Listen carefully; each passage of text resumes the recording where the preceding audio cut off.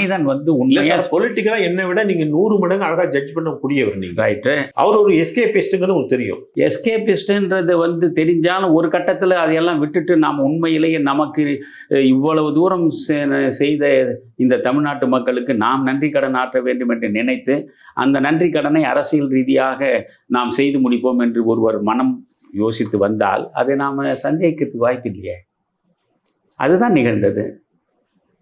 3 ஆண்டு காலம் அதுக்காக செய்த வேலைகள், நாம் எடுத்துக்கொண்ட சிரமங்கள், அதெல்லாம் 1000 பிரச்சனைங்க. சரி, விட்டுடுவோம். சரி, விட்டுருவோம். சரி, அவர் போயிட்டாரு. சரி, இப்போது வந்து அவர் வந்து உங்கள்கிட்ட தொடர்புல இருக்காரு? நான் தொடர்புல இல்லை. ரெண்டுக்கும் வித்தியாசம். ஆமா. இப்ப ஏதாவது ஃபோன் பண்ணி நான் தப்பு பண்ணிட்டேன், நம்ம இறங்கி பார்த்துருக்கணும், அது வாய்ப்பே கிடையாது. கறந்த பால் மடிபுகா என்பது போலத்தான். அது முடிந்து போன கதை. காளிமுத்து டைலாக். அது காளிமுத்து சொந்தமானதா? அது ஒரு அற்புதமான இலக்கிய வரி. அது அவர் இலக்கியம் படித்தவர், அதனால தான் சொல்றாரு. அவர் கருவாடு மீனாக. ஆமா, அது கருவாடு மீனாக அது அவர் சேர்த்துக்கினது. கறந்த பால் மடிபுகா என்பது இலக்கிய வரி.